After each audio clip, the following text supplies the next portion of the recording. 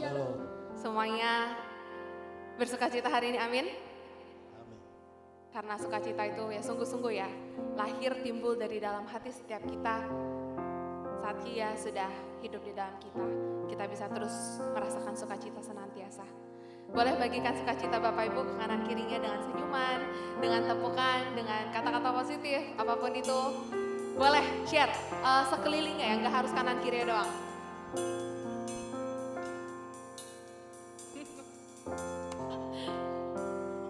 Mantap. Ya. Saat Dia hidup di dalam kita nggak perlu mengusahakan sukacita itu, karena itu akan natural, itu akan menjadi satu hal yang otomatis, yang timbul, yang muncul dari dalam hati kita. Jadi Bapak Ibu, jangan lewatkan kesempatan untuk menikmati sukacita daripadanya. Jangan lewatkan kesempatan untuk menikmati kasih karunia daripadanya, untuk menikmati cintanya yang terus baru bagi setiap kita. Dan hari ini saat kita berada di sini, saya mengundang setiap kita, mari kita sama-sama menikmati Dia melalui pujian dan penyembahan, melalui firman-Nya yang hidup dalam setiap hati kita, sehingga kita tidak melewatkan kesempatan yang berharga ini begitu aja. Sebab kalau kita ada di sini, itu semua karena kasih karunia yang nyata dalam hidup kita. Sebab tanpa kasih karunia-Nya, gak ada satupun kita yang bisa ada hari ini di sini. Mari kita tinggikan Dia lebih dan lebih lagi. Sebab hanya Dialah satu-satunya pribadi yang layak ditinggikan. Ku berdiri di tengah umat-Mu, dari segala suku bangsa. Kami umat-Mu yang telah ditebus dan telah diselamatkan.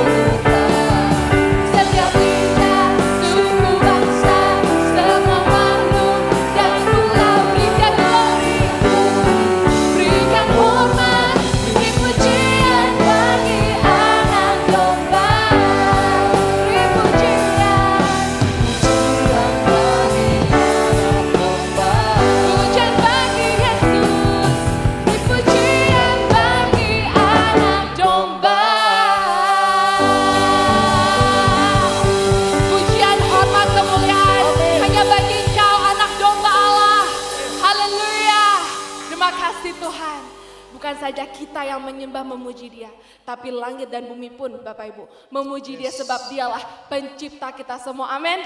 Siap untuk meninggikan Dia lebih lagi? Mari kita tepuk tangan dan kita terus menikmati anugerahnya yang besar dalam hidup kita.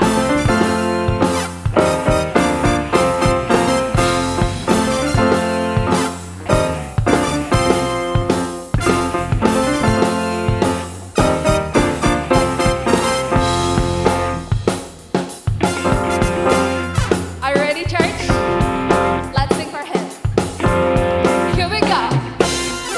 Dan bumi, pujilah Tuhan, sebab Dia ciptakan semuanya.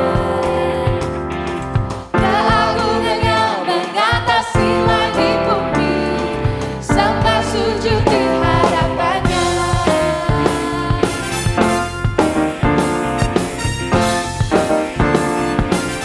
Langit dan bumi, pujilah Tuhan. Sebab apa?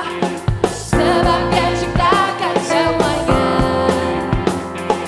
Keagungannya mengatasi langit bumi, sembah sujud di hadapannya.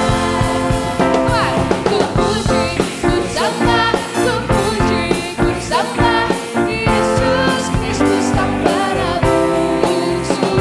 Ku puji, ku sembah, ku puji, ku sembah Yesus Tuhan dan Rajaku.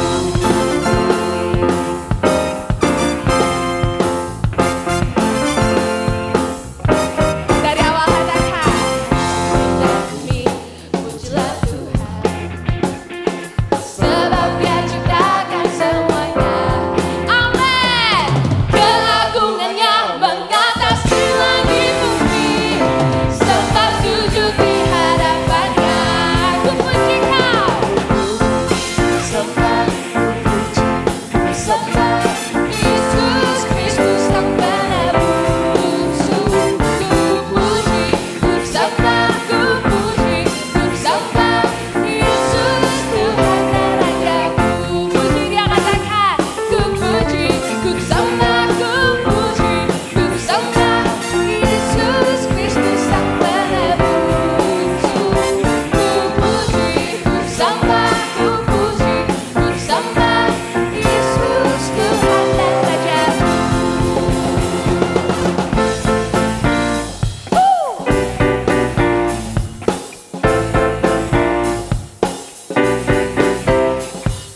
Mari kita beri Dia hormat, kemuliaan, dan Dia layak terima. Kita mau sama-sama mendoakan. Haleluya, amin. Haleluya, amin. Haleluya, amin. Haleluya, amin. Haleluya, amin. Lebih lagi. Haleluya, amin. Haleluya, amin. Haleluya, amin. Haleluya, amin. Jemaat saja katakan, come on. Haleluya, amin. Come on. Haleluya, amin. Haleluya, amin. Haleluya, amin. Semua. Haleluya, amin. Haleluya, amin.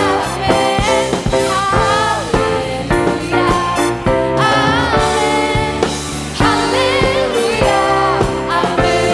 Katakan haleluya. Haleluya, haleluya, amin.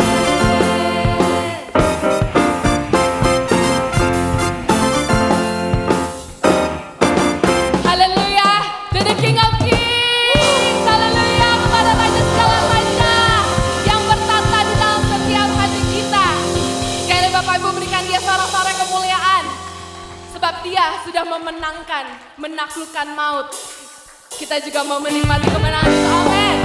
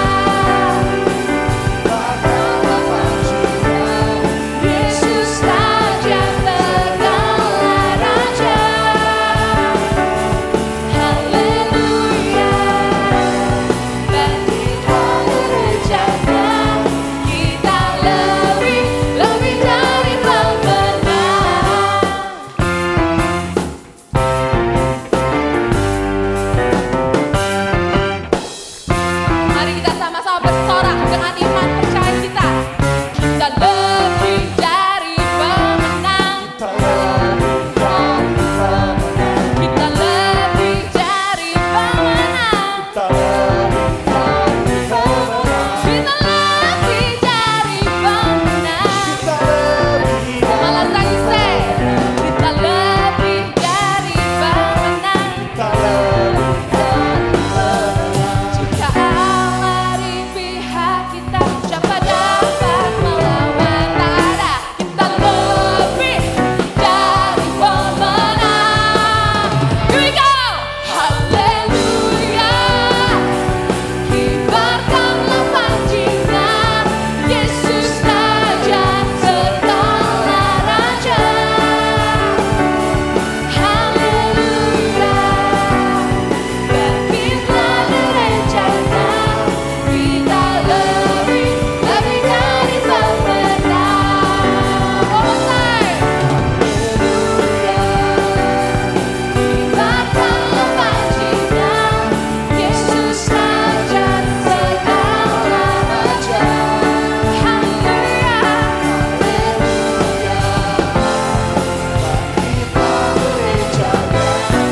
Kita lebih dari pemenang.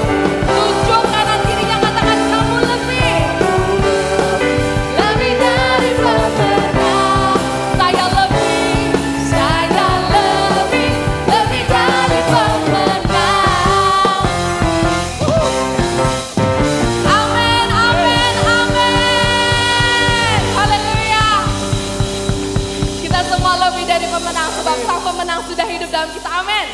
Silahkan duduk pemenang-pemenang ilahi. Haleluya. Terima kasih Tuhan untuk kemenangan yang Engkau berikan bagi setiap kami. Untuk kami bisa menikmatinya. Untuk kami tidak lagi hidup dalam belenggu dosa. Tapi kami bisa senantiasa hidup dalam kemerdekaan yang sesungguhnya. Bukan kemerdekaan yang setengah-setengah. Tapi kemerdekaan yang full. Sebab Engkau juga sudah memenangkannya secara penuh bagi setiap kami Tuhan. Terima kasih Tuhan. Engkau Allah yang teramat baik dalam hidup kami. Bahkan saat Engkau bisa duduk di tahta itu, Engkau masih mau datang untuk menebus kami. Dan memberikan kami kemenangan itu Tuhan. Kami ingin menyambut kemenangan itu. Kami ingin menyambut Engkau. Kami ingin menyambut pribadi-Mu. Cinta-Mu yang nyata bagi setiap kami. Kami gak hanya mau menikmati berkat-Mu. Kami gak hanya mau menikmati kemenangan daripada Engkau. Tapi lepas daripada itu, kami ingin menikmati Engkau satu-satunya. Pribadi yang hidup, yang terbaik, yang termanis, yang terindah dalam hidup, dalam hati kami. Thank you Jesus.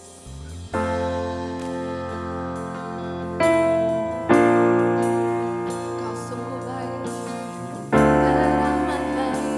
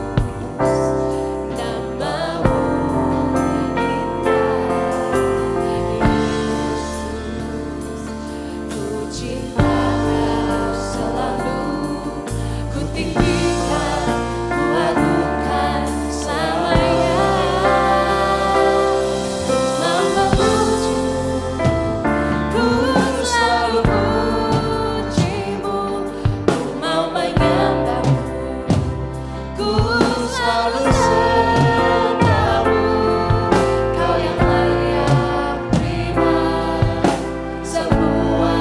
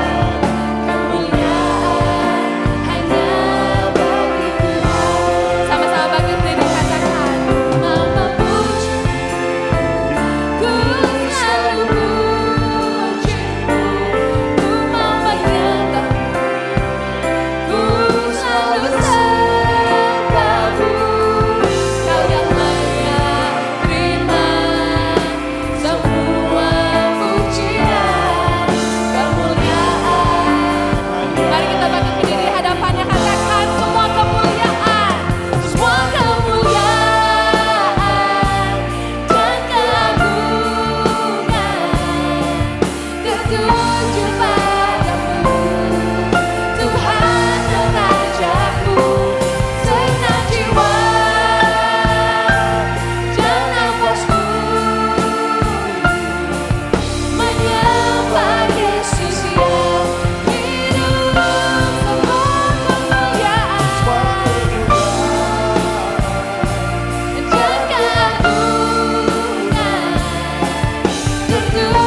padamu.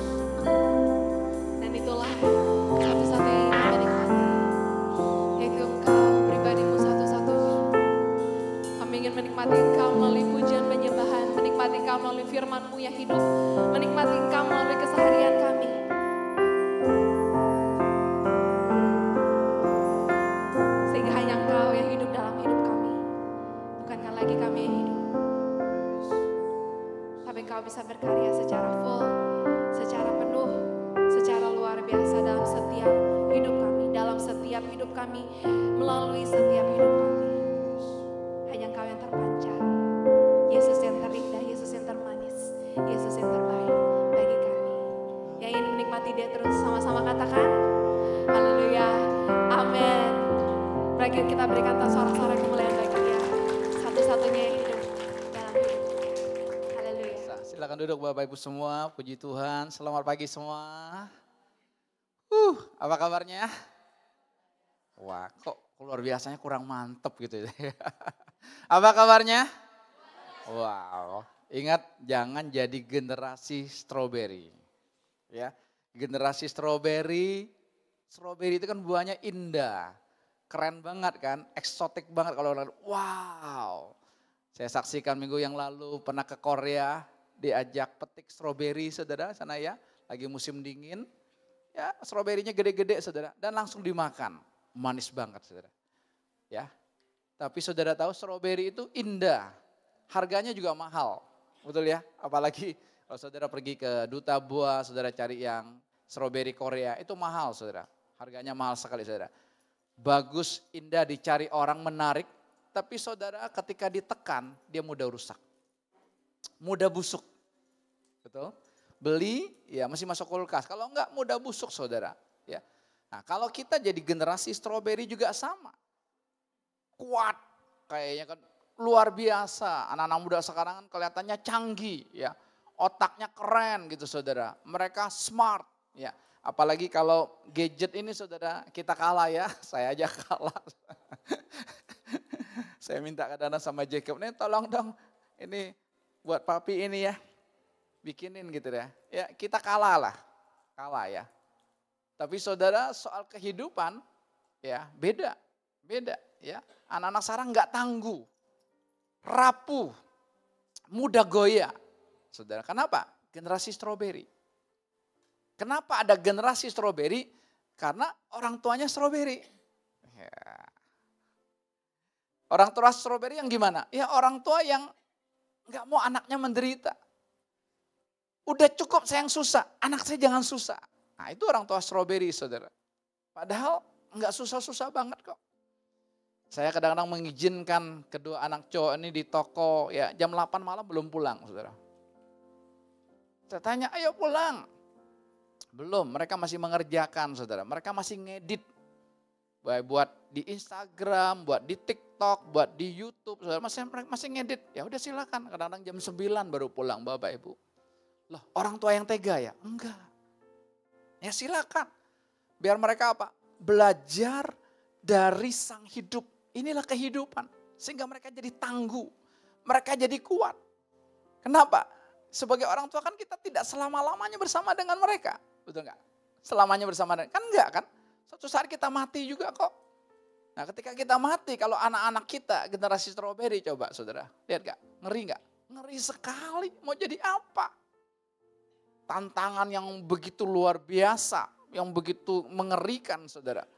Ya, bahkan Pak Jokowi sudah mengatakan, ya nanti dia lengser bulan depan ya, Oktober saudara, diperkirakan pengangguran akan meningkat,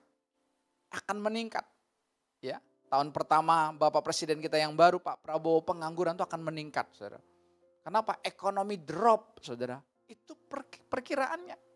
Nah, kalau kita nggak kuat, nggak tangguh menghadapi ini, goyah kan? Goyah. Mulut kita boleh ngomong tentang Tuhan, keren. Tapi nyatanya kita memble, kita loyo sendiri. Kenapa? Karena generasi stroberi, saudara. Ya. Yuk cek diri kita. Saudara sebagai anak-anak muda jangan salahkan, habis papa mama saya sih. Coba kalau papa mama saya kayak saya misalnya gitu. Wah, saya enggak generasi strawberry. Enggak.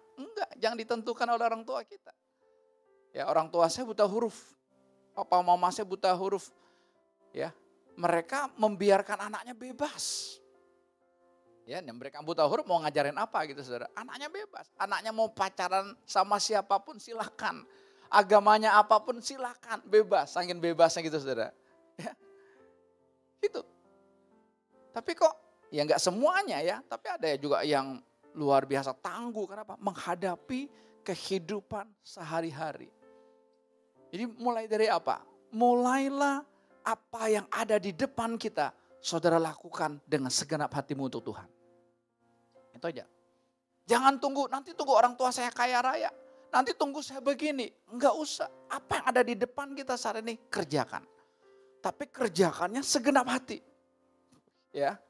Segenap hati. Tuhan melatih saya ya dengan berbagai pesona kehidupan ini untuk melakukan apapun itu segenap hati. Segenap hati. Kalau saya nyapu Bapak Ibu, bersih, betul-betul bersih. Kalau saya nyikat, betul-betul sikat bersih. Karena apa? Tuhan sudah ajarkan saya, karena lakukan itu semua apa? Untuk Tuhan. Saudara, jadi jangan tunggu dulu. Nanti beginilah, nanti begini. Kita salahkan orang tua kita salahkan papa kita salahkan mama kita. Sehingga saya jadi generasi stroberi. Enggak. Saudara, saya menemukan hari-harinya juga Tuhan mengajarkan saya. Untuk apa? Jangan pakai otak. Ini sulit, bukan sulit. Enggak mampu lah, kita enggak sanggup saudara. Karena apa? Karena manusia itu naluri dosanya sudah terbiasa pakai otak. Pakai otak. Hari ini saya kasih judul khotbah saya, di luar Nurul. Biasanya kan nalar kan? Wah, ayo pakai nalar kamu. Hari ini bisa balik judulnya, di luar Nurul. Sama dengan Naralur gak ya? Nurul ya. Oke, kita akan melihat contoh di Alkitab yang Tuhan ajarkan kepada kita dalam Injil Matius pasal 16, Bapak Ibu. Otak kita ini ngeri sekali. Injil Matius pasal 16, mulai dari ayat yang ke-21, saya ambil versi terjemahan sederhana Indonesia. Ya. Silakan Bapak Ibu perhatikan, yuk kita baca yuk bersama-sama. Cerita yang sangat menarik bahwa Tuhan mau setiap kita ini sebenarnya tidak pakai otak. Tapi pakai insting rohani. Saudara, pakai naluri rohani kita. Ya, tapi karena kejatuhan manusia dalam dosa, kita semua termasuk saya, kita semuanya pakai otak. Semuanya kalau enggak masuk otak, kalau enggak masuk nalar, wah kita tolak dulu saudara. Makanya sulit untuk kita mengenal pribadi Tuhan. Tapi contoh ini saya lihat ketika Tuhan buka akan saya bilang, wow Tuhan saya mau makan lebih dahulu. Injil Matius 16 mulai ayat 21 kita baca bersama-sama dalam terjemahan sederhana Indonesia. 2, 3. Sejak saat itu Yesus mulai menyatakan kepada kami murid-muridnya bahwa dia sudah ditetapkan Allah untuk pergi ke Yerusalem. Dia menjelaskan di sana para pemimpin Yahudi, imam-imam kepala dan ahli-ahli Taurat akan membuat aku sangat menderita. Lalu aku akan dibunuh dan pada hari ketiga aku akan dihidupkan kembali oleh Allah.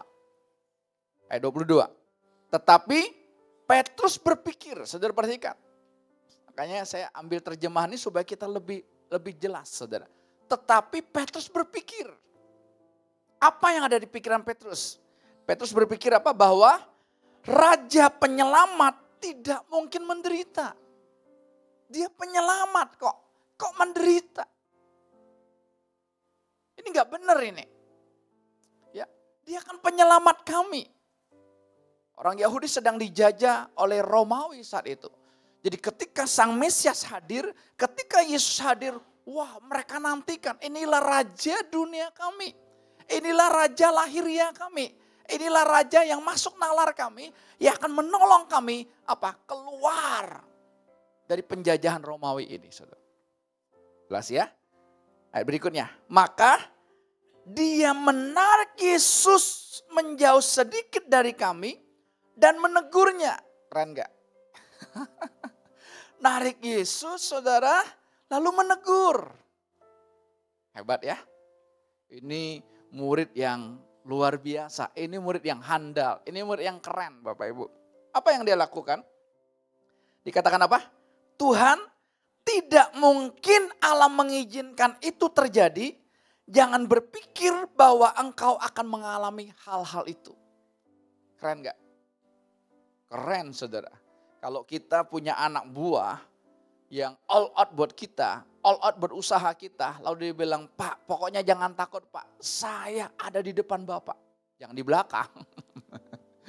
Kita banyak ketipu. Yang penting Pak saya ada di belakang Bapak. Jangan ya, jangan di belakang. Ada di depan lebih keren dong. Kalau di belakang ketembak mati duluan kita. Tapi kalau ada di depan, Pak saya ada di depan Bapak.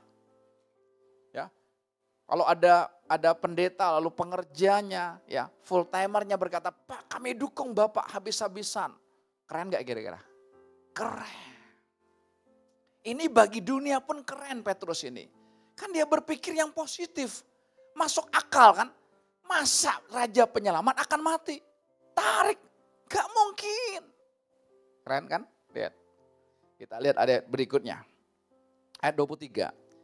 Yesus berpaling memandang Petrus dan berkata kepadanya, pergilah dari hadapanku hai Satanas.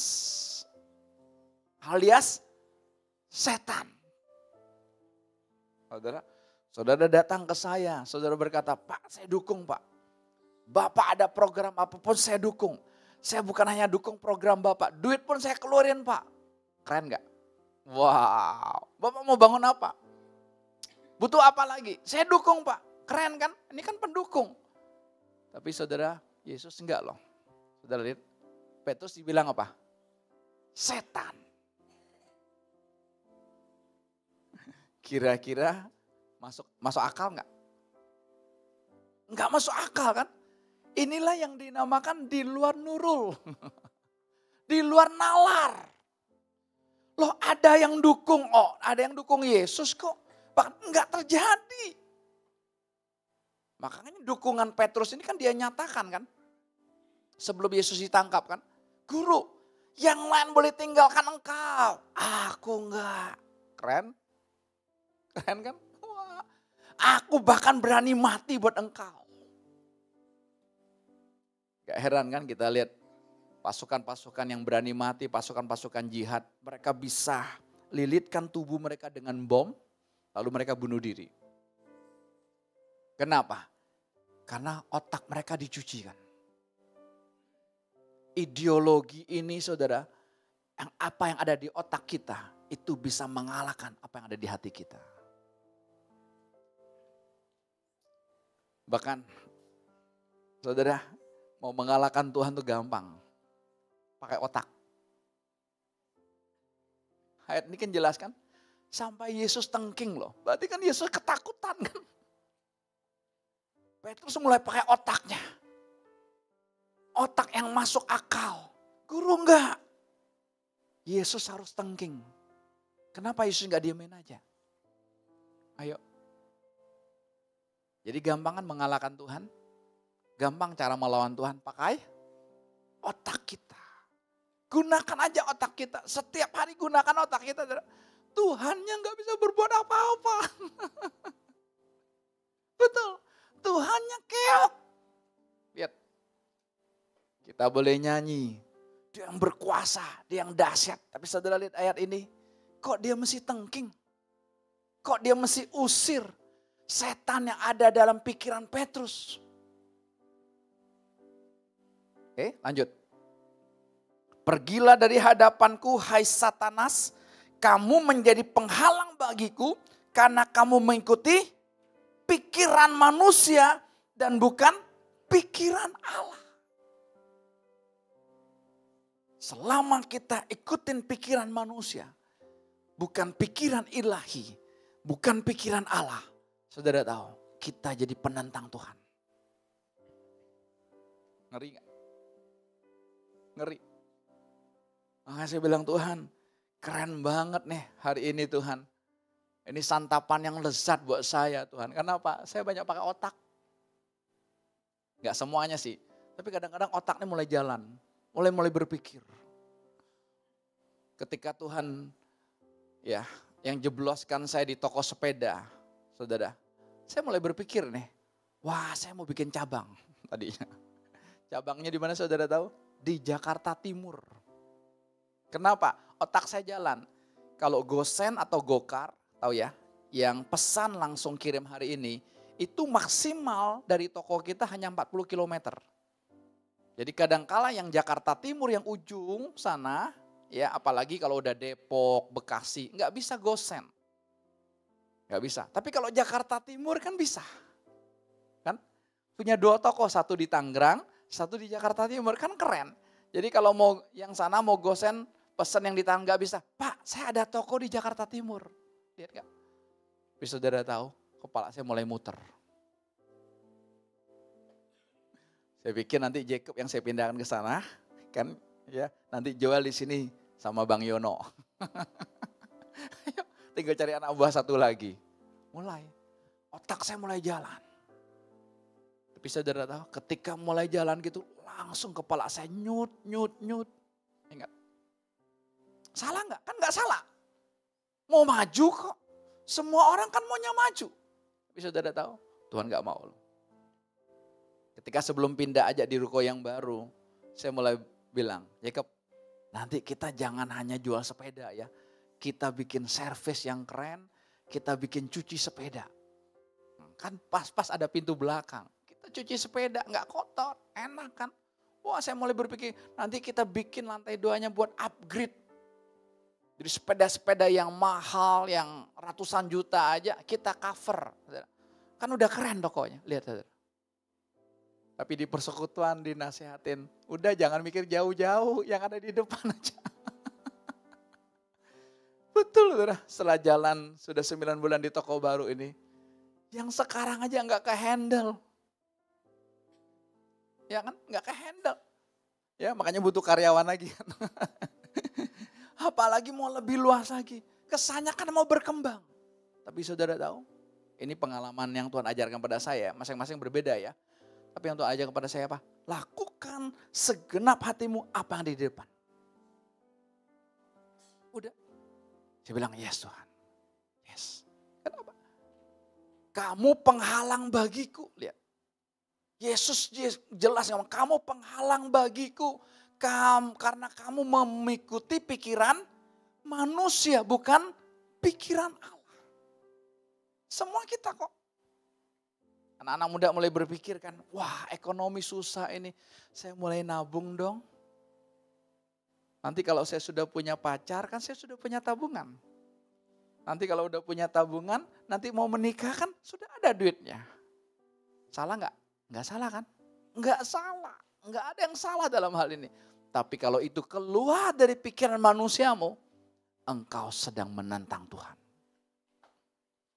Saya sedang menentang Tuhan, saya sedang melawan Tuhan.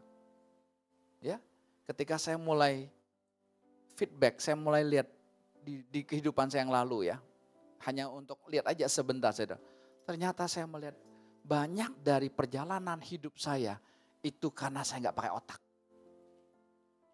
Itu karena saya nggak pakai otak. Kalau saya pakai otak, nggak jadi seperti ini. Contoh, saya anak yang paling bungsu kan. Paling bungsu, anak bungsu, kok ada anak paling bungsu. Anak bungsu, anak yang ke-12. Umumnya anak yang ke-12 itu kan, anak bungsu itu kan disayang. Umumnya kan, umumnya gitu, disayang, dimanjain, diperhatiin gitu ya. Pokoknya koko-kokonya atau ciciknya yang kerja, dia main aja terus. Tapi saya enggak loh. Dari kecil saya sudah diajarkan oleh orang tua saya untuk kerja. Karena papa saya petani, ya sambil dagang bakmi, nanti kalau sore dia bertani gitu. Dia mulai ajarkan saya lupa SD usia berapa gitu. Ya panggilan saya Atok, panggilan Ketok, ayo ke kebun dulu. Untuk apa? Cabutin rumput-rumput liar di antara bayam, di antara sawi gitu ya, di antara kangkung yang dicabutin. Karena masih kecil kan diajarin. Habis cabutin itu setengah jam atau 1 jam, baru saya bisa main dengan teman-teman saya. Tapi saya lihat ya sekalipun ketipu dengan ketaatan karena takut ditolak gitu ya. Tapi saya lihat itu kan gak pakai otak loh. Kalau coba saya pakai otak, saya kan berontakan. Enggak Pak, saya kan mau main. Ini kan masa kecil saya. Lalu udah mulai agak gede, dia udah mulai suruh siram. Ya, ada sumur, bukan sumur ya, ada ya kayak kali gitu saudara. Ya, ada tangganya mesti 2. siram. Ya mulai dari sedikit sampai full. Mulai suruh nanam, ya. Udah siram, nanam, pelihara sendiri. Mama saya yang petik, jual sayur pagi-pagi. Jam 6 pagi saya sudah jual sayur, door to door. Setengah jam atau 40 menit saya pulang. Cepat-cepat mandi, langsung lari ke sekolah. Makanya setiap Senin sama Jumat saya pasti kena strap. Senin apa? Upacara bendera. Kalau Jumat apa? Senam jasmani dulu. Seangkatan saya ingat ya. Udah saya pasti kena strap di depan. Karena enggak harus jual sayur dulu. Itu enggak pakai otak. Lalu ketika saya tamat SMK, saya berangkat ke Jakarta. Bantu kakak saya dagang bakmi. Ya, tinggalnya di interkota, di rumah kontrakannya. Ya, saya harus naik sepeda mini sama keponakan saya buka dagang bakminya di Pasar Bojong. Ya, kurang lebih 5 kilometer ya kurang lebih ya. Tapi naik sepeda mini berdua. Satu sepeda berdua. Itu enggak pakai otak. Coba kalau saya pakai otak. Masa datang dari Bangka, datang ke Jakarta, bantu kakak gitu saudara. Lu saudara tahu seminggu saya dikasih berapa? Seminggu saya dikasih 5.000 rupiah. 5.000. Saudara berkata, kan gede Pak, tahun 89 Pak 5.000. Enggak gede-gede juga kali. Tahun 89 5.000 kan enggak gede juga. Tapi saya enggak melawan atau enggak saya kerja sama orang lain aja. Enggak, ikut. 3 bulan saya bantu dia. 1 Desember 89, saya buka bakmi sendiri di perumahan Citra Garden 1, dorong gerobak. Betul itu enggak pakai otak kan? Kalau pakai otak, enggak mungkin anak muda lulus SMA, saudara, datang dari kampung, dagang bakmi, dorong gerobak. Enggak mungkin kan? Oh, iya ya, saya bilang. Betapa bodohnya kalau sekarang saya pakai otak saya. Padahal enggak pakai otak tuh enak sekali saudara. Ikutin apa yang ada di hati kita. Karena Tuhannya di hati kita. Ikutin insting rohani kita.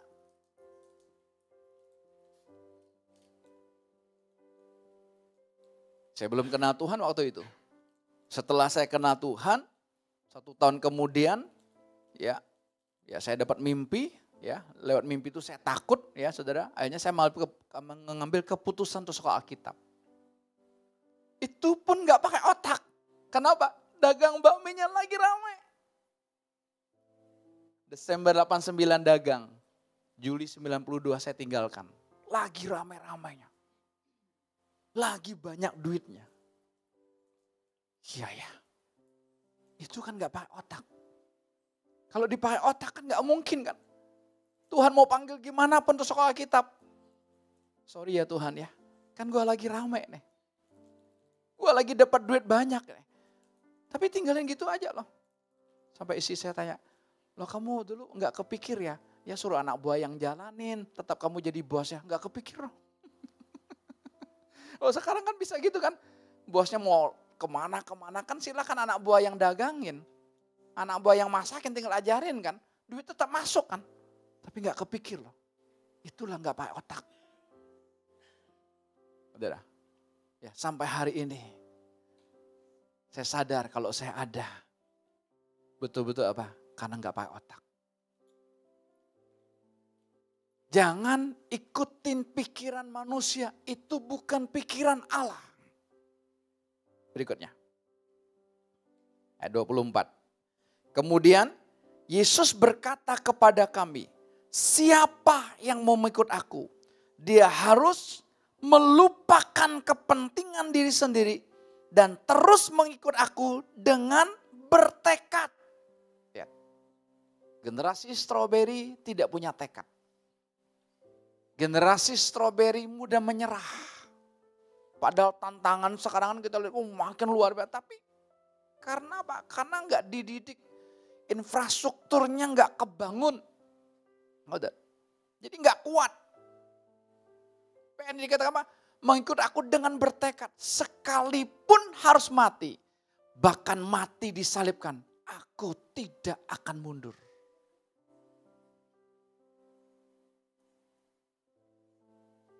ketika kita nggak pakai otak Bapak Ibu, kita ikutin insting rohani kita, saudara akan jalankan aja. Lakukan aja, kerjakan aja, kerjakan. Indah, enak. Tapi kalau kita pakai otak, gak bisa. Ada teman kami di persekutuan, saudara, dia punya talenta, punya karunia yang luar biasa untuk mengelola bisnisnya. Dan ini bisnis yang jarang orang lakukan, saudara. Langka bisnis ini. Ya, bisnis ini bisnis ekspor. Ya, dia kelola sabut kelapa. Saudara tahu ya? Bagi kita sabut kelapa mungkin gak ada gunanya. Tapi kalau bagi orang kampung sabut kelapa tuh gunanya banyak. Bisa buat masak dan sebagainya. Ini dia kelola sabut kelapa itu untuk ekspor ke Eropa. Karena nanti di sana bisa dipakai buat sarana tanaman, kurang lebih begitu. Saudara. Tapi saudara karena dia gak kuat hatinya, gak teguh, saudara, 6 kali gagal. 6 kali gagal. Dia kerjasama dengan orang lain, lalu nanti udah berhasil, udah maju perusahaannya, saudara, orang ini, partnernya ini tendang dia, kurang lebih gitu. Karena dia hatinya lemah, ya sudahlah, 6 kali. Kira-kira nih, Edi, saya mau tanya. Kalau kamu ketemu teman kamu, 6 kali dia gagal. 6 kali dia gagal. Kira-kira kamu mau gak beain dia lagi? Support dia lagi? Kasih investasi, kamu jadi investornya buat dia. Kira-kira mau gak? Enggak. Pak dokter. Serius amat dokter. Pak dokter, kira-kira ada teman dokter deh. Udah gagal berkali-kali. Lalu dia mau ajak kerja sama. Mau gak jadi investornya? Enggak. Betul kan? Enggak masuk akal. Tapi saudara tahu? Hebatnya Tuhan itu luar biasa. Ada lagi investor yang kasih saudara dan lebih besar lagi. Dan sekarang bisnis sedang jalan. Dia lagi dengar live streaming juga nih. Itu kan di luar Nurul. Jelas? Kok ada? Itulah kemurahan Tuhan, itulah anugerah Tuhan. Orang 6 kali gagal. Ini investornya bukan 100 juta, 200 juta loh saudara. Enggak ya, bukan itu mainannya. Ini mainannya sudah miliar. MM-an. Mesti investnya. Kalau enggak mesinnya mahal, semuanya mahal. Padahal orang ini diberikan karunia yang luar biasa saudara. Customernya yang di Eropa. Enggak mau beli yang sama orang lain, maunya beli sama dia. Coba, kan Tuhan Yesus itu. Tapi gagal terus. Tapi tetap kemurahan Tuhan ada dalam hidupnya. Saya ngobrol dengan dia. Saya bilang, ingat bro. Ingat, itu anugerah Tuhan, jangan sia-siakan. Jangan sia-siakan. Ya, sambut anugerah Tuhan, sambut. Kerjakan dengan segenap hatimu untuk Tuhan. Lihat. Itulah di luar nalar. Makanya banyak hal, saudara, ketika kalau kita pakai otak kita akan berkata, wah ini gak masuk akal. Itu ada koko saya itu. Saudara itu di belakang ini ada Pak Nehemia. Bisa di shoot mana yang depan? Ah, lihat ya. Soalnya yang live streaming mau lihat, belum ketemu gitu. Yang live streaming pendukungnya semua, bukan pendukungnya. Gak boleh pendukung ya Pak Nehemia ya. Ya baru tiba subuh tadi saudara. Coba, orang secara nalar berkata jet lag. Pernah dengar kata jet lag? Tahu? Di Amerika kan sekarang malam. Jam berapa sekarang? Jam 8 malam kurang lebih. Saya ambil yang 12 jam ya. Kadang-kadang ada 13, ada 14 kan. Saya ambil yang 12 jam. Jam 8 malam kan. Coba. Masih jam tidur. Coba lihat. Bapak dan Ibu ada di tempat sini sama-sama dengan kita. Bisa nangkap? Kalau pakai otak jet lag. Saya dilatih ketika kami pergi ke Amerika pun sama. Gak nyampe-nyampe naik pesawat. Baru mau tidur sebentar, pramugarinya udah keluar makanan. Habis makan, ya kan udah ke toilet gitu ya, udah tidur lagi. Baru tidur sebentar, makanan kedua keluar lagi saudara. 4 kali nggak salah Pak ya. 4 kali, transitnya kan cuma sekali gitu ya. Kami tiba di Amerika, di New York waktu itu, ya jam 6 sore sana, jam 6 sore. Lagi winter, lagi musim dingin, karena akhir November kan kami datangnya. Ya itu puncak-puncaknya kan Desember kalau begitu ya. Lagi dingin-dinginnya saudara. Ya. Langsung pelayanan. Enggak ke restoran dulu makan, langsung pelayanan. Terus aja, terus sampai jam 10 atau jam 11 ya. Baru masuk hotel. Enggak pikir, waduh di Indonesia kan masih jam 6 pagi, sana kan jam 6 sore kan. Jet lag. Ya. Baru bangun, baru melek gitu. Enggak. Kenapa? Itu kan di otak kita. Tuh. Wah saya kurang tidur, nanti kalau kurang tidur saya ngantuk. Kalau saya kurang tidur nanti sakit, itu enggak. Itu tuh, kita masih pakai otak kita. Dan semua orang mendukung, nerima, ya wajarlah. Ayo. Kan kurang tidur, ya udah tidur dulu sih, enggak. Kalau kita nggak pakai otak, saudara, Tuhan semua yang mengerjakannya, kita tinggal menikmati. Amin. Ayat 25. Karena setiap orang yang ingin menyelamatkan nyawanya tetap akan mati. Tetapi siapa yang mati dibunuh karena mengikut aku, dia akan memperoleh hidup kekal. Ini bukan mati secara jasmani, lahir ya, bukan. Tapi mati karena apa? Pikiran kita.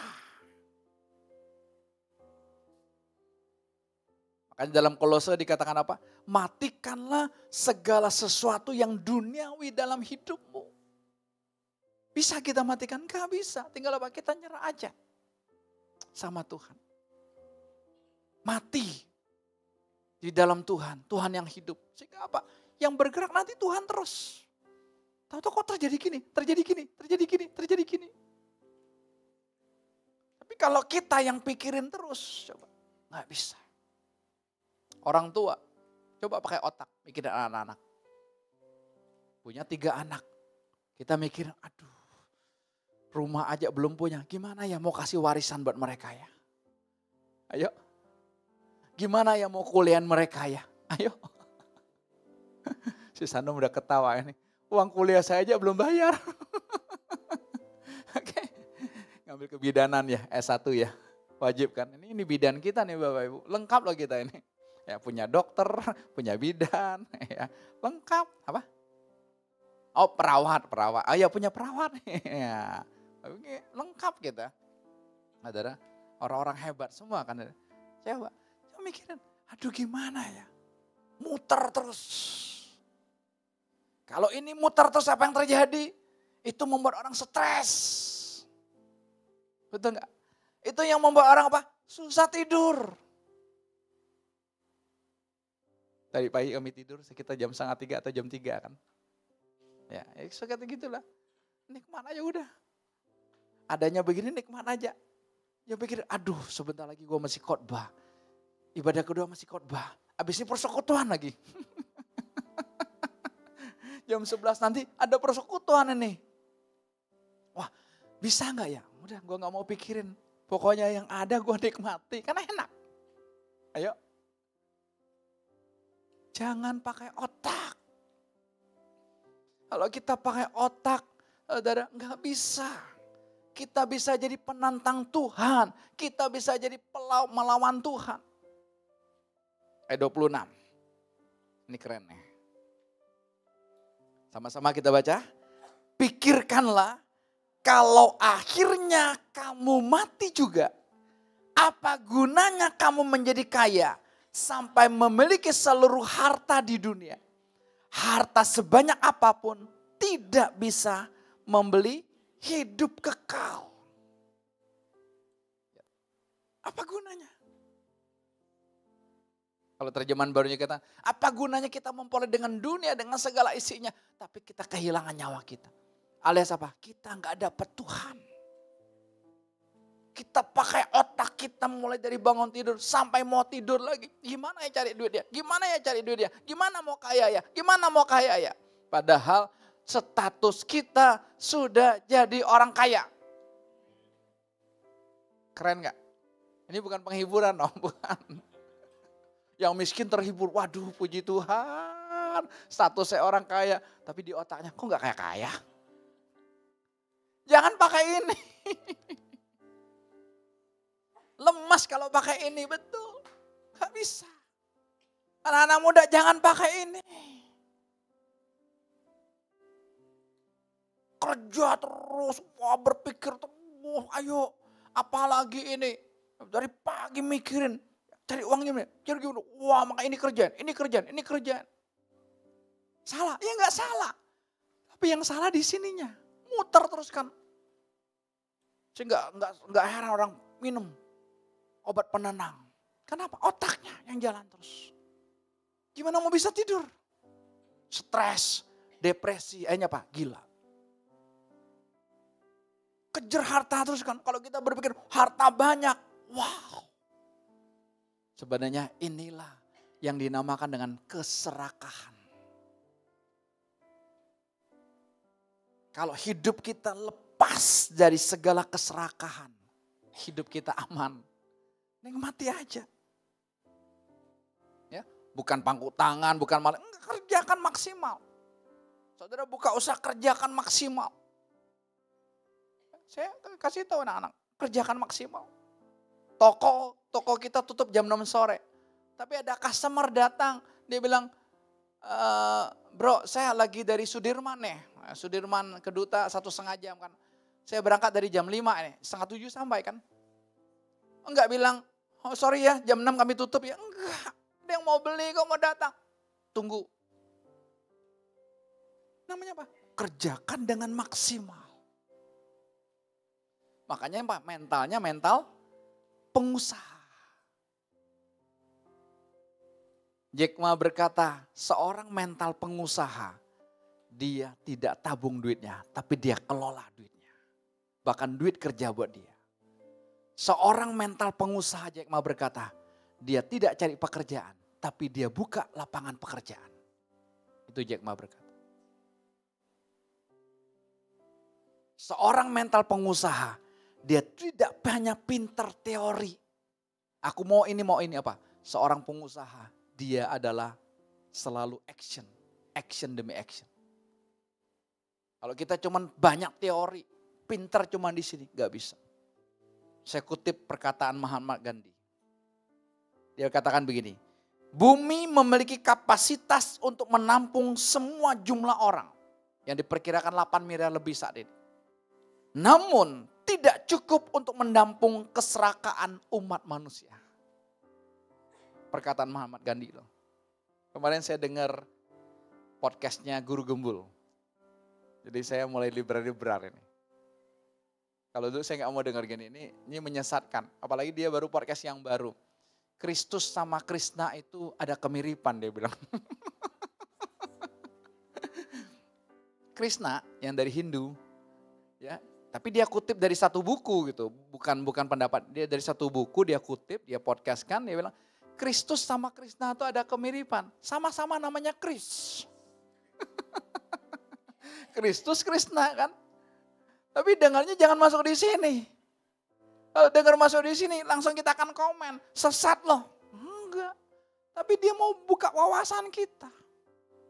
Kenapa? Karena diperkirakan bahwa Yesus tuh pernah ada di India. Krishna kan dari India juga. Diperkirakan Yesus usia 12 tahun sampai usia 30 tahun kemana? Betul kan? Waktu dia ngomong, bener juga ya. Di sekolah Alkitab kami gak diajarkan usia 12 tahun sampai usia 30 tahun baru nongol lagi waktu dibaptis. Kemana nih usia 18 tahunnya? Kemana? Jadi ada penelitian berkata Yesus pernah ke India. Jadi ada kemirip. Saya bilang keren. Apa? Untuk nyopotin ini loh konsep kita ini. Enak kan jadi pola pikirnya kan. Itulah Tuhan kita.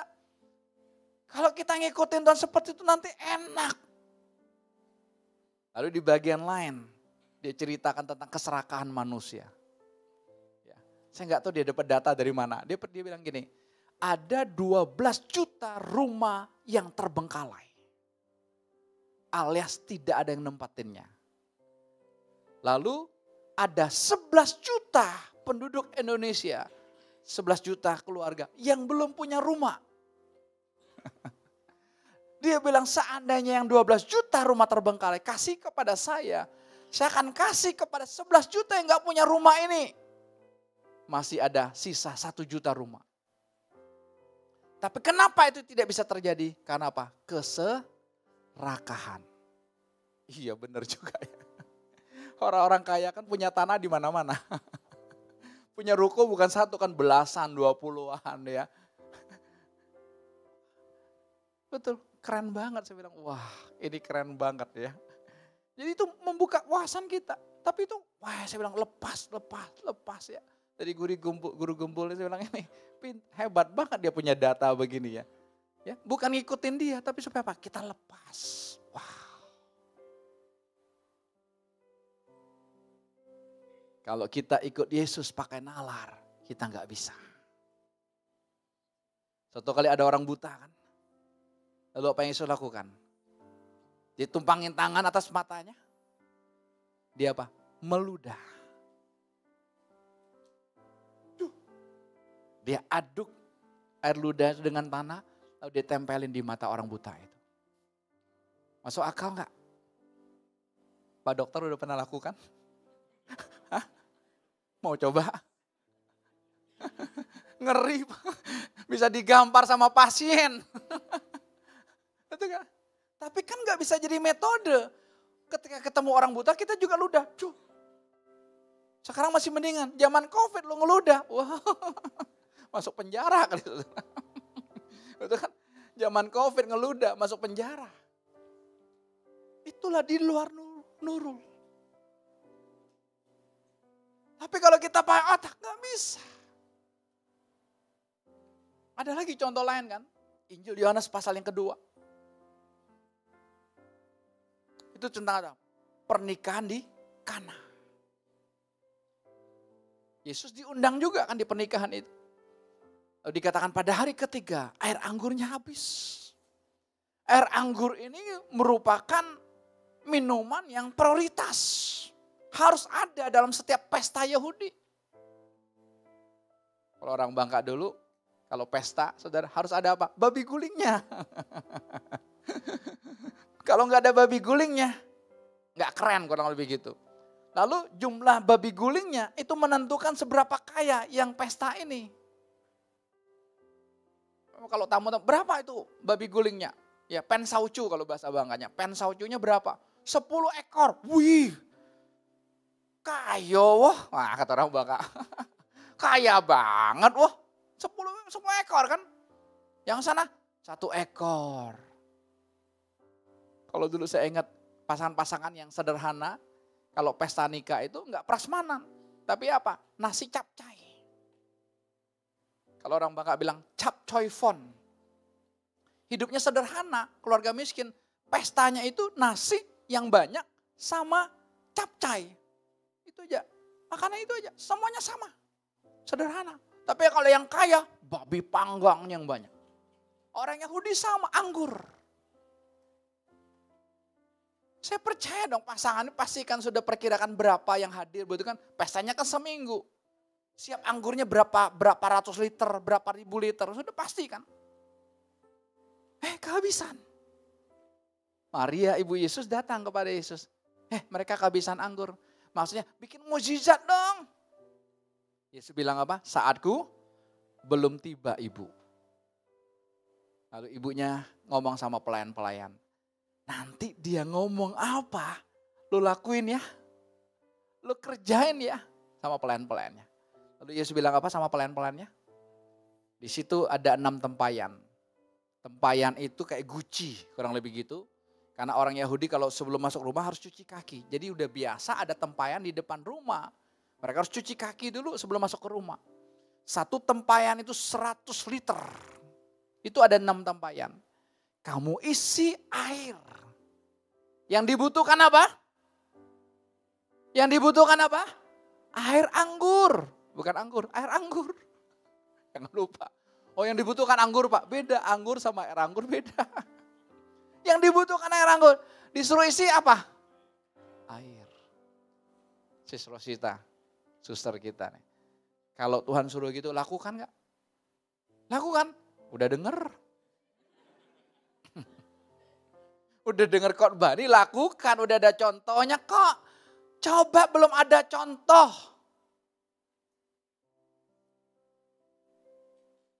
Tuhannya sedeng. Saya kan pernah khotbah kan tahun lalu atau 2 tahun yang lalu. Yesus yang kita percaya itu Yesus yang pelin-pelan. Saya juga nggak tahu bisa terus ngomong gitu kan. Saya ngomong aja. Selesai khotbah seseorang datang hampiri saya. Orang pinter ini, pakai logika dia. Pak, saya nggak setuju ikut Yesus yang pelin-pelan. Saya bilang, kalau pakai otak juga saya nggak setuju. Tapi tahu nggak, saya diselamatkan karena Yesusnya pelin-pelan. Yesus kan pernah ngomong, barang siapa yang menyangkal aku di depan manusia, aku akan menyangkal dia di depan Bapakku. Yesus yang ngomong sendiri loh. Tapi muridnya Petrus menyangkal dia 3 kali. Di depan siapa dia menyangkal? Di depan mbak-mbak pertamanya. Kamu kan murid Yesus. Bukan. Sampai dia mengutuk kan, aku gak kenal. Loh kok gak terkutuk Petrus? Pelin-pelan gak? Pelin-pelan. Kalau Yesus kita gak pelin-pelan Bapak Ibu dan Saudara, saya gak selamat kok. Betul? Selamat gak? Sis Ferianti selamat gak kalau Yesusnya gak pelin-pelan? Kamu selamat gak? Enggak. Yang berdosa kan kamu, yang berdosa kan saya. Yang namanya enggak pelin-pelan, yang namanya adil, saya yang berdosa, saya yang dihakimi. Saya yang berdosa, saya yang disalib. Yang berdosa saya, yang disalib Yesus. Adil enggak? Di luar nalar, di luar nurul. Kembali ke peristiwa air anggur yang habis tadi. Nih, pelayan-pelayannya ini enggak pakai otak. Kalau mereka pakai otak, mereka tidak akan lakukan apa yang Yesus suruh. Karena gak pakai otak, ya udah timba aja. Oke. Sudah timba, suruh cedok lagi.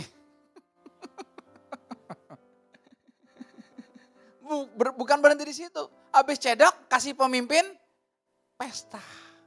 Berani Salomo? Hah? Berani? Pulang aja saya Pak, izin Pak. Udah gak sanggup ikut Bapak lagi. Udah gila pendetanya. Gak sanggup. Cedok kasih pemimpin pesta. Waktu pemimpin pesta, ya sekarang apa? WO-nya ya.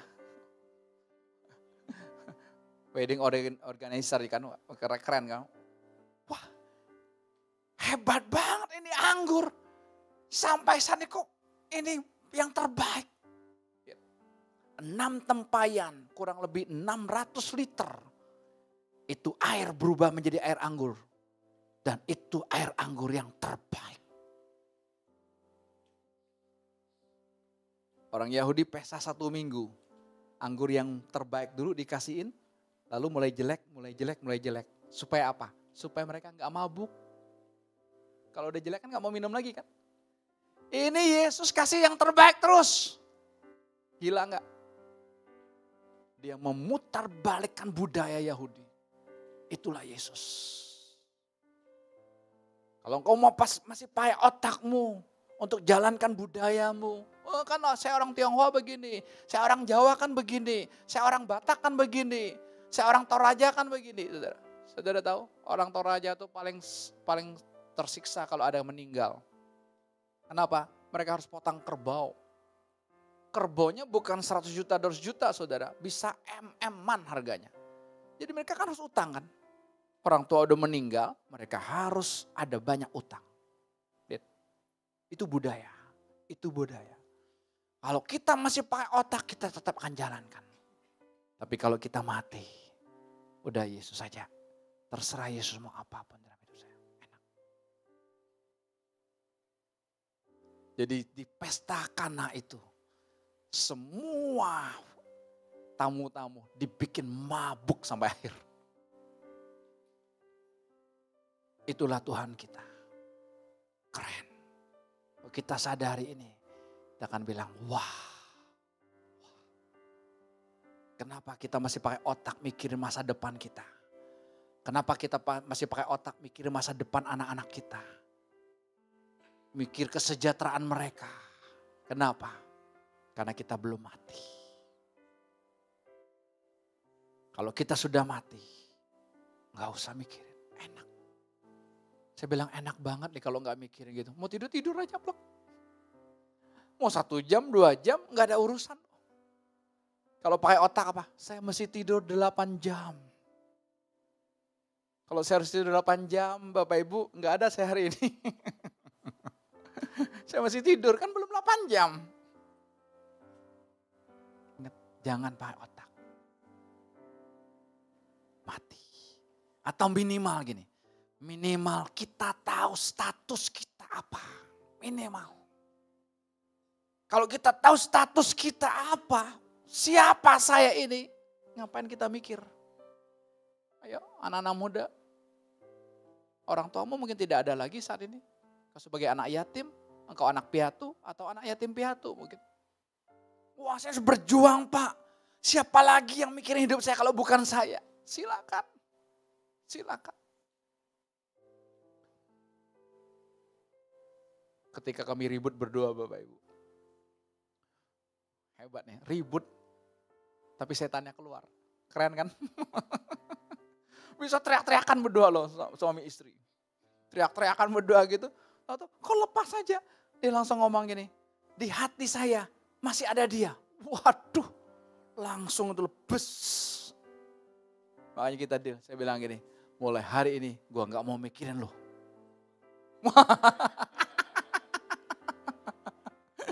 Keren gak? Tapi kalau pakai otak cerai. Oh sekarang udah gak mau mikirin saya lagi. Udah ada daun muda. Sudah ada Will, sudah ada Pil. Kan gitu kan. Ini enggak. Hebat. Hebat. Dulu takut kan cekcok. Enggak. Cekcoknya aja spontanitas gak direncanakan. Kenapa gak pakai otak? Keren. Satu ayat lagi. Oh ada 2 ayat lagi yang saya mau kasih ini. Supaya kita sadar status kita. Roma 8 ayat 32.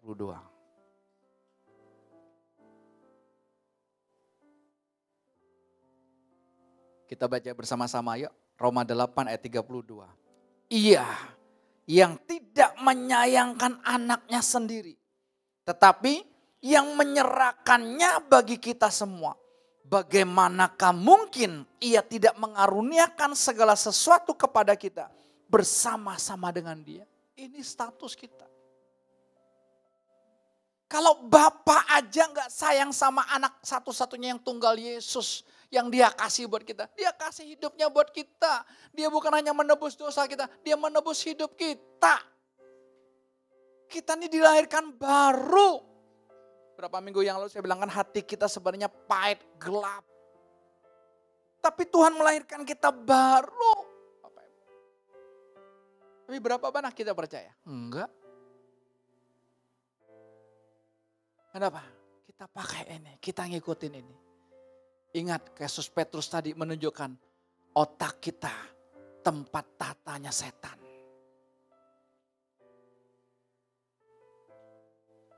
Makanya kita yang pakai logika terus saudara, susah untuk ketemu Tuhan, susah menyambut cinta Tuhan, susah.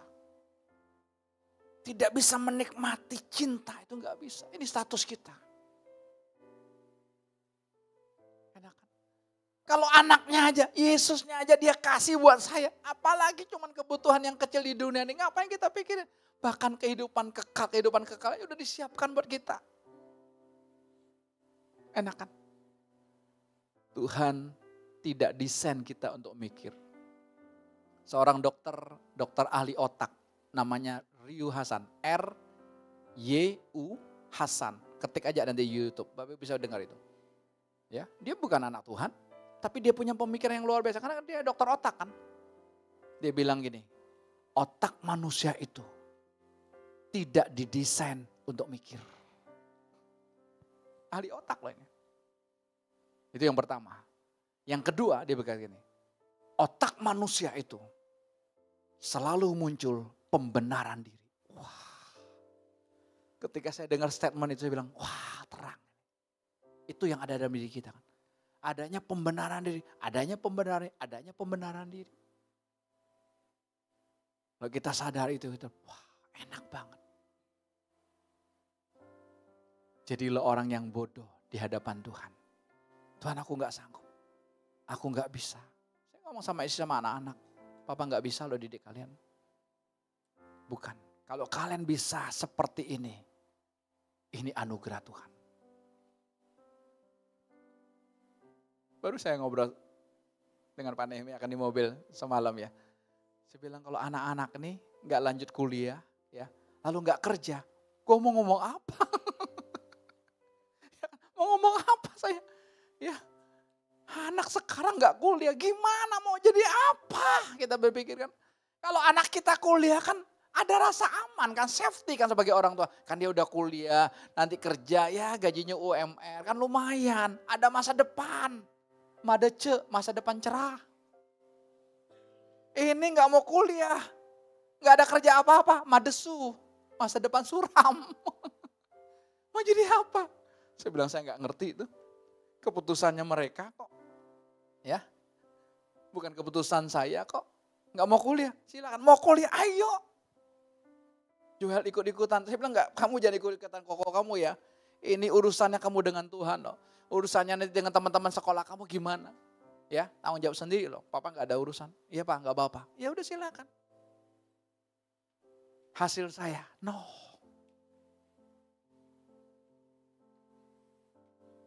Saya bilang makanya di luar Nurul. Kadang-kadang mereka bisa pulang dari toko jam 9 malam. Kalau anak buah sudah suruh pulang tuh, udah kalian pulang tuh. Nih bosnya kok, nih pengusahanya kok. Gak apa-apa kalian sampai jam 9 malam itu. Joel satu kali dia gak kasih tahu saya, jam 5 pagi dia sudah bangun. Dia ke toko rupanya. Saya pikir dia goes. Dia ke toko jam 5 pagi. Saya gak tahu kan. Saya masih tidur.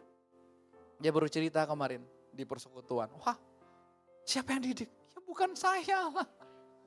Itu kan semua tentang Tuhan. Saya akan akhiri dengan satu ayat ini. Supaya kita sadar posisi kita yang luar biasa di hadapan Tuhan. 1 Petrus 5 ayat 7 dalam terjemahan firman Allah yang hidup. Di musisi boleh maju ke depan. 1 Petrus 5 ayat 7 dalam terjemahan firman Allah yang hidup, kita baca ayo bersama-sama sambil bagi berdiri.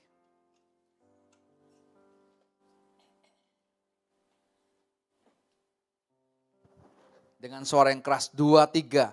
Serahkanlah segala kekhawatiran dan kesusahan saudara kepadanya. Karena ia selalu memikirkan saudara serta mengawasi segala sesuatu yang berkenaan dengan saudara. Coba, enak enggak? Ada yang mikirin kita, enak enggak? Yang masih pakai otak, enak aja loh Pak. Buktinya gue masih gini, ya terserah. Tapi kalau saya bilang, waduh enak Tuhan. Makanya saya kalau ketemu bantal, itu betul itu ya. Langsung nempel molor. Pelor. Nempel molor. Sampai istri saya masih tutup. Ada ngoroknya kata gitu. Tutup. Ya saya bilang kalau itu dari setan tengkingin aja. Biar saya menikmati anugerah Tuhan. Kenapa? Capek mikirin. Kalau saya mau mikirin terlalu banyak yang saya harus pikirin. Kalau saya mikirin keluarga, pelayanan. Jadi ketua RT. Yang saya bilang ada aja masalah di RT ini. Yang muncul kan di grup RT. Nih, oh RT 23 lagi. Nih RT 23 lagi. Tokoh. Kalau mikirin, botak. Tapi saya bilang Tuhan udah, hati saya niat untuk beli, saya beli. Hati saya niat borong, saya borong. Udah pokoknya ikutin aja insting rohani. Itulah kita generasi ilahi, generasi perjanjian baru. Gak usah diajarin, sudah dikasih hukum-hukumnya buat kita. Kita taat melakukannya tanpa disuruh lagi, saudara. Amin. Ingat, engkau dan aku ada di tangan Tuhan. Engkau dan aku ada di hati Tuhan. Ya, kita katakan sama-sama kepada Tuhan. Ku di tanganmu, ku di hatimu.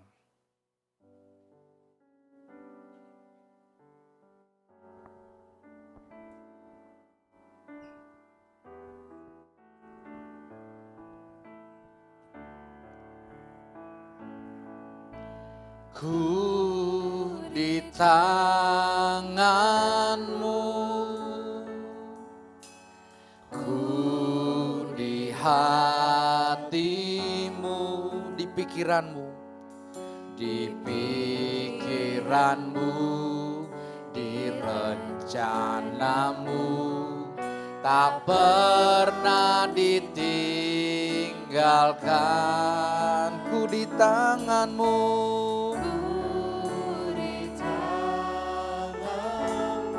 katakan ku ada di hati Tuhan.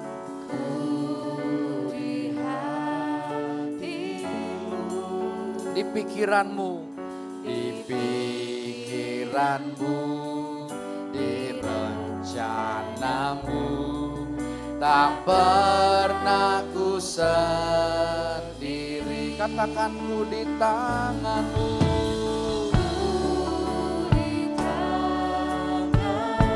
Katakan aku ada di hati Tuhan.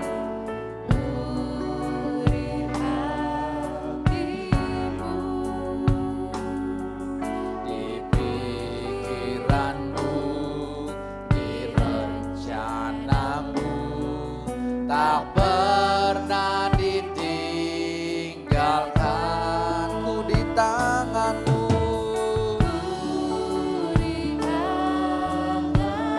Ku di hatimu.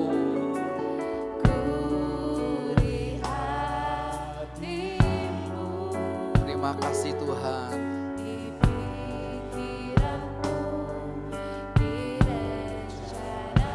Mari satu kali lagi kita katakan kepada Tuhan. Ku di tanganmu, ku di tanganmu. Amin. Terima kasih Tuhan.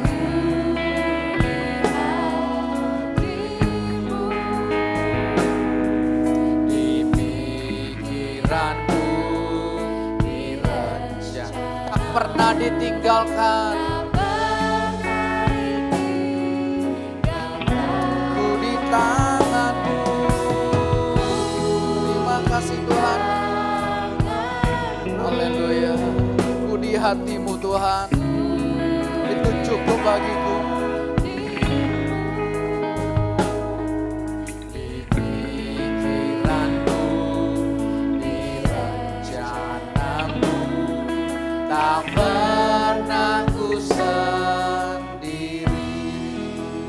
Saudara, ingat kata-kata dari pujian ini sangat dalam artinya.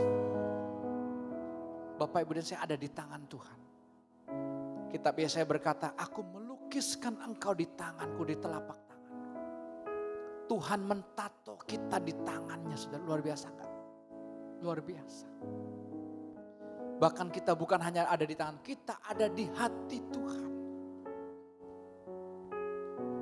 Jangan pusingkan apapun, yang penting saya ada di hati Tuhan. Tuhan ada di hati saya. Beres.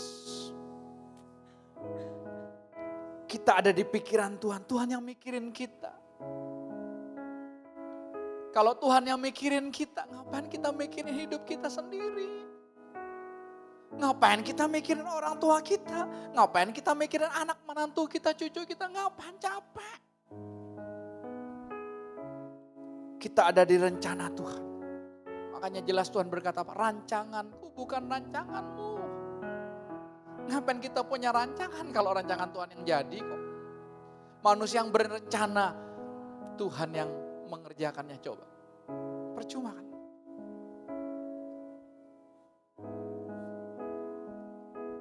kita nggak pernah ditinggalkan. Tuhan bilang sekali-kali aku tidak akan meninggalkanmu. Sekali-kali enggak. Berarti sekalipun enggak. Cuman kadang-kala kita merasa ditinggalkan Tuhan. Karena semua kita ditipu setan dari otak kita. Tak pernah kita sendiri Bapak. Saya merasakan, saya bilang Tuhan betul Tuhan. Aku gak pernah sendiri. Karena aku di dalam Tuhan, Tuhan di dalam aku. Mari kita nikmati anugerah ini. Nikmati anugerah ini. Kalau kau sudah hidup dalam insting rohani. Kau dapat apa yang ada di hatimu. Nanti ketika sudah dapat di hatimu. Nanti Tuhan akan menggunakan otak kita untuk mengeksekusinya. Bukan dibuang, bukan. Tapi beda cara kerjanya. Dari hati dulu. Kalau kita pakai logika dari otak dulu. Kita nggak sampai ke hati kita. Yang membuat kita capek, lelah. Terima kasih Tuhan Yesus. Kita naikkan pujian ini kembali. Kita akan katakan kepada Tuhan. Ku di tanganmu, ku di hatimu. Nanti Pak Nehemia akan tutup kita dalam doa. Silakan Pak. Ku di tanganmu. Ku di tangan. Katakan ku di hatimu.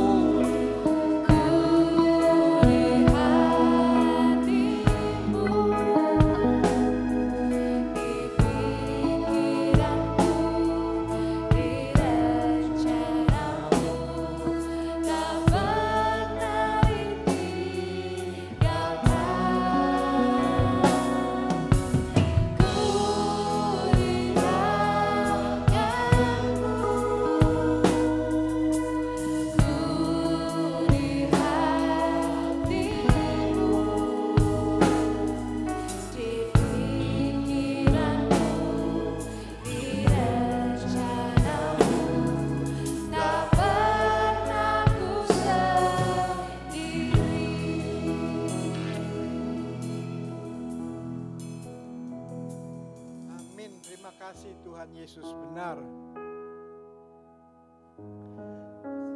Karena Engkau yang sudah memilih kami. Engkau mengambil kami dari dunia ini untuk dijadikan kekasih-Mu. Kami dijadikan orang-orang yang untuk digauli Engkau, dikasihi selama hidup ini. Ampuni kami Tuhan, kami mencurigai Engkau seringkali. Di mana waktu Kau mau menyatakan lebih lagi kasih-Mu kepada kami, di saat itu justru kami mencurigai Engkau, menjahati kami. Ampuni kami Tuhan. Terima kasih Tuhan Yesus.